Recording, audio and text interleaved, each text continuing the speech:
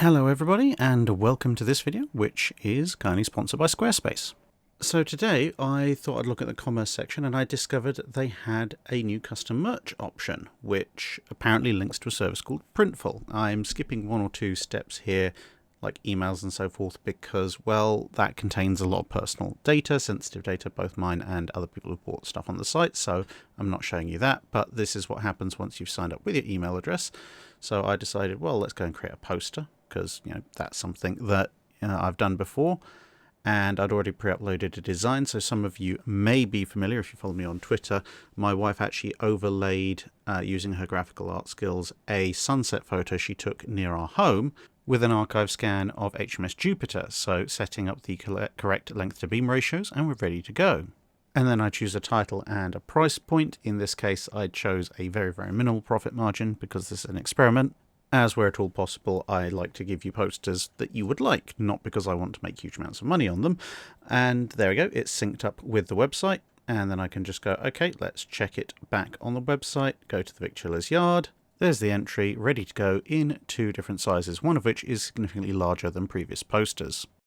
So if after all these little mini tutorials I've been doing, you think you could build a website for maybe ideally naval history purposes, but you never know, you might want to do it for some other reason, then head over to squarespace.com/Drakenfell. You can get a free trial, and once you're ready, that little link will give you 10% off your first website or domain. So thanks once again to Squarespace for sponsoring the video, and on with the main show.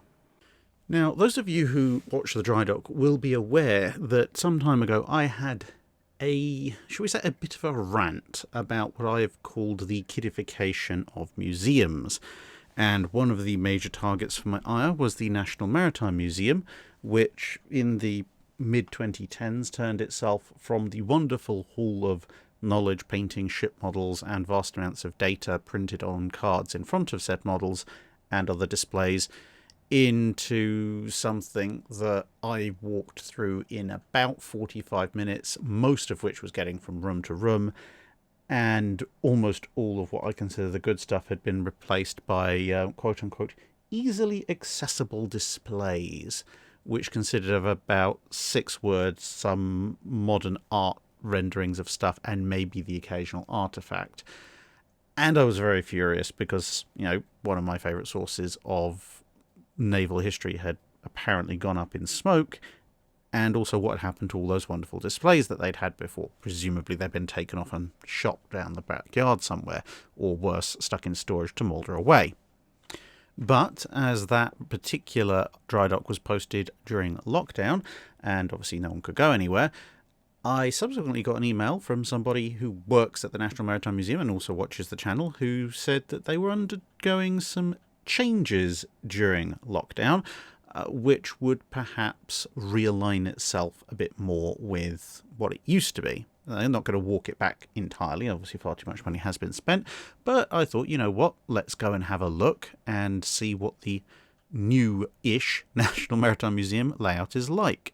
And I'm very pleased to say that despite some areas still showing signs of the 2010's idea of making a kid-friendly, wide audience attracting museum, well, this thing was one of the first things to greet me on entrance via Greenwich Park. And yes, that is a builder's model of a King George V class battleship, and yes, it is absolutely huge. Mrs. Track was basically left at the admissions desk talking to one of the wonderful staff who was clarifying that yes, in fact, admission is free. I had basically disappeared and had started taking photographs of this thing already. Now, I can't recall exactly what scale this model's at, but I think it's at least something like 1 in 24 or in that region. The model is well over the length of 2 people lying head to toe, and as you can see, the detailing on it is absolutely immense, and I was therefore overjoyed to see that perhaps the National Maritime Museum was a bit more like I'd remembered it. And to be honest, having large-scale, accurate builders models like this is an invaluable resource to naval enthusiasts and naval historians alike, much as when I talked about naval art a little while ago, these models, as I say, being accurate, are really, really good resources to go and look at, because, you know, photos are a static thing. They may be in focus, they may be not in focus, they may be high resolution, they may not be high resolution, and most of the ships are in the water, so obviously there's some things you can't see anyway, and they may have been taken at a different time period to the one that you want to know about. But a fully accurate shipbuilder's model or similar can tell you far, far, far more about what a ship was like, and therefore what its capabilities might be, where people might be located, than an awful lot of photos could ever tell you. You may have noticed the UP rocket launchers there, so that dates this particular model to relatively early in the King George V's life cycle. And of course here you can see how the propellers were mounted, which is a nice bit of information. If you, say, want to think about how Prince of Wales was sunk, well, now you can very easily visualize what the targeted area by those first torpedo strikes looked like, and of course how the rudder was working, etc., etc. This particular model is in fact HMS King George V herself. But it gets better. This is a World War I era tribal class destroyer. This particular one is HMS Gurkha by Hawthorne, Leslie and Company. And as you can see, again, a wonderfully detailed scale model. Now, in a lot of photos of these ships, it can be very difficult to see and understand the placement of the forward guns, because most of us are familiar with the idea of guns being on the centre line, or if there are multiple guns then being in turrets. This kind of side-by-side single mounting, which was very common immediately before World War I, is sometimes harder to visualise, unless of course you're looking at a model like this. And of course there's always an opportunity for a good laugh, because as you can see, this particular ship was very well supplied with ventilators. Meanwhile, over on the wall in the same room, there are a bunch of other interesting displays, like this one, which shows you a couple of different anchor designs and also how anchors are put together, which again is a useful little bit of information that you can point out to people. And there was this, something that I have heard about an awful lot, I've read about an awful lot, I've seen diagrams of an awful lot, but never actually seen a physical model of one in the flesh. Obviously this is a scale model, not a full-size one, but this is one of the most important bits of technology of the late Age of Sail period.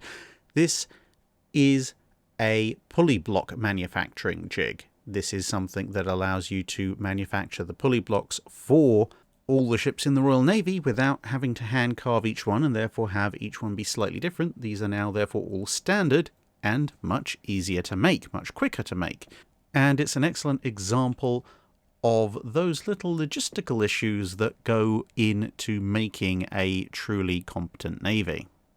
Now, moving on to another exhibit hall, we found a whole range of other artifacts, and yes, some of the models were out.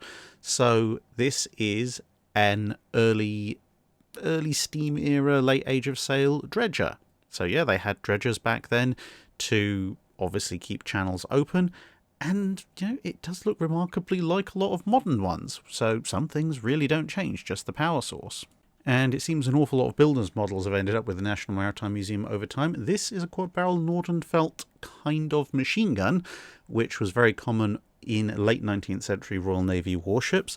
This is obviously a scale model. You can see there's a chair behind it. This is not a full-size thing, but if you can't get down to Chatham and see the actual surviving ones on HMS Gannet, or get over to Hungary to see again some surviving examples on the Lyther, well, you can come and see this rather wonderful brass and iron miniature that's in the same exhibit hall. This is on the second floor. And then we came across one of what I have to say must be one of my favourite examples of applied laziness. This is obviously a Popov, one of the Russian Novgorod-class monitor-coastal defence ships that they built in, again, the latter part of the 19th century. But what you might recognise here is that the builder of the model has decided that the best way of completing this job quickly and on time is to build half a model and then stick it on to a mirror. And then the mirror completes the entire model by just, doing a complete mirror image. Now, that's ingenuity for you.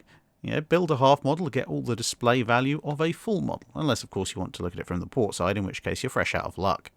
I also rejoiced to see a whole slew of paintings were on display. Now, you've probably seen this image or a variant of this image online and in some of my videos before. This is the launching of HMS Royal George, first rate ship of the line. But this is the original. So if you're fed up with low-resolution copies of copies of copies of copies, well, you can come and see some of the originals in the flesh at their full size, and, like I did, take photos of them, albeit that in this particular case, as you can see, my flash went off, which has kind of ruined it a little bit, unless you want to imagine that is actually the sun up there in the top right of the picture. But nonetheless, you get to appreciate the detail of these images an awful lot more than you do downloading a 640 by 480 low-res JPEG that somebody stuck up somewhere.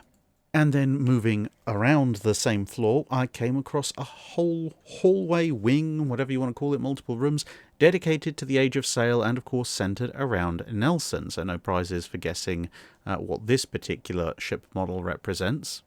First clue, it's not actually HMS Victory. You'll notice there are not 3 full decks of guns. But, you know, have fun amongst yourselves if you can recognize the figurehead. And yes, in the background, that is a set of period naval uniforms. And yes, if you want to see the uniform that Nelson was wearing when he was shot, it is in this room. I did take a photo of it, but I'm not showing you the photo here because, you know, if you can, go and see it yourself. And another thing that's quite nice is that it covers the full spectrum of what the Royal Navy got up to during the Age of Sail. So not just the glorious victories like Trafalgar, but also some times and places where things didn't necessarily go so well for them. Well, just looking at the flags in this painting, you can probably work out what's going on, and perhaps a small spoiler alert for a series coming up next year on the channel.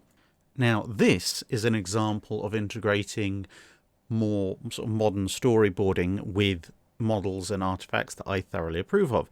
This is a wall that they've put up with some information about Trafalgar and the crews that partook in Trafalgar, so you can see where records are available, where they're all from in the UK as it stood at the time. Bear in mind at that point Ireland was part of the UK.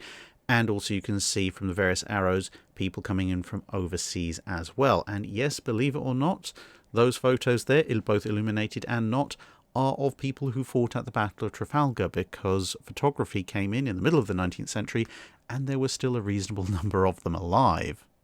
And if you can believe, we're actually in 2022 only really 3 stages of separation away from people who fought at Trafalgar, because some of them were around well into the 1860s and 1870s. People who were around in the 1860s and the 1870s at an early age were around just about into the 1930s-ish, and there are people around today who were born in that period and slightly earlier, admittedly not a tremendous amount of them, but you can still find some. So yeah, there are people around today who in their early years would have known people who themselves knew survivors of Trafalgar. Now, if that's not a scary thought to go with your morning cornflakes, I don't know what is. Slightly sobering artifact now. This is a piece of HMS Invincible, obviously blown up at the Battle of Jutland. The display actually tells you exactly how they came about this piece, because obviously it's not heavily corroded from being on the seafloor. It was recovered at the time. But yeah, there are things that remind you of the cost of naval warfare just as much as there are the pretty and shiny artifacts. And in case you hadn't guessed it, we are now in yet another hall, and I'm very gratified to see that, well, there's a lot of ship models on display in this hall with various artifacts surrounding them. As you can see, there's the bit of Invincible's hull plating behind this model of SMS Emden. Now, granted, there aren't quite as many models as there used to be, but I think the integration of the models with artifacts and explanations of how they're connected does actually work quite well. Obviously, a lot of this haul is World War I or thereabouts related. Now, on the USS Massachusetts video, some of you commented on the state of the tip of the armor-piercing shell that had hit Jean Bart and then was recovered back to the Massachusetts for display. And a lot of you are saying, well, the tip looks remarkably intact for having gone through whatever amount of armour it did before detonating and obviously somewhat mangling the back. Is that normal? Is that unusual? What gives? Well, here's a 6-inch shell that handily somebody has painted some stats on the side of. So this is a 6-inch armour-piercing round from 1905, which, as it says, was fired at a 6-inch thick piece of Krupp steel plate, backed by 2 feet of oak, obviously at a very short range because it went straight through the thing. And as you can see, outside of a couple of minor scratches here and there, no, it is intact. these are the things that tend to happen with armor-piercing shells. They either go completely to pieces, failing to penetrate, but if they do penetrate, that is a pretty tough lump of metal, and it tends to come out looking fairly okay. At least assuming, the bursting charge doesn't go off, at which point, well, then you're picking up the bits of it. But the head of the shell usually comes in one piece, as you saw with the one from Massachusetts.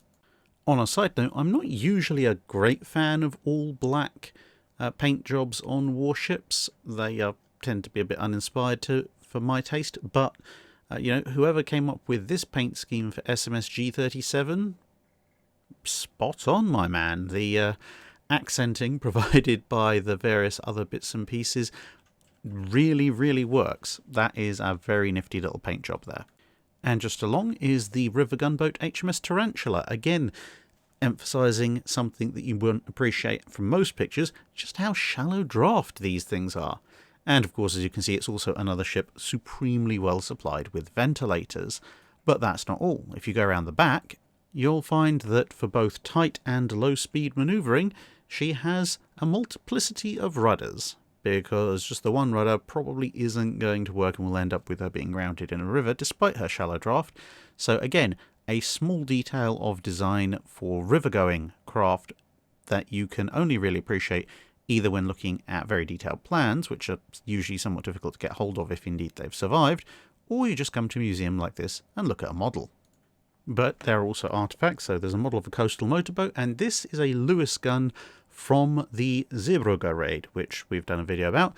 And this one, as you can see, has taken a bit of damage. This one was shot up by German rifle or machine gun fire, and thereby, somewhat put out of action, recovered back, and then later presented to the ship's officers, and it's eventually wound up in the National Maritime Museum.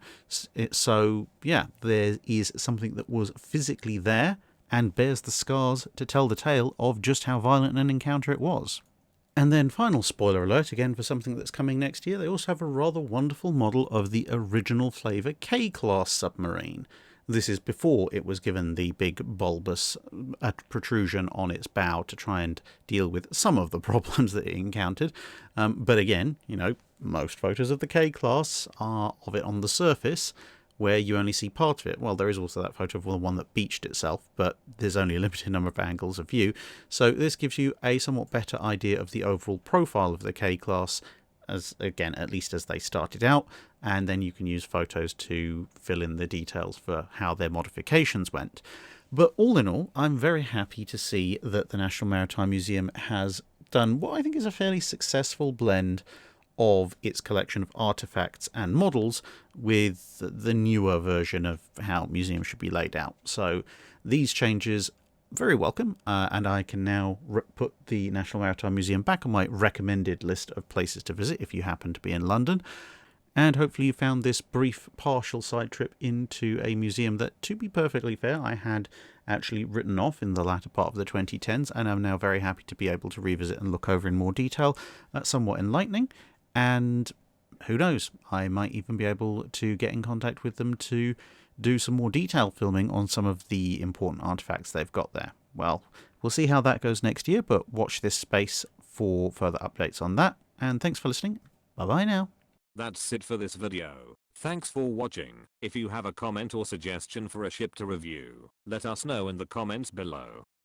Don't forget to comment on the pinned post for dry dock questions.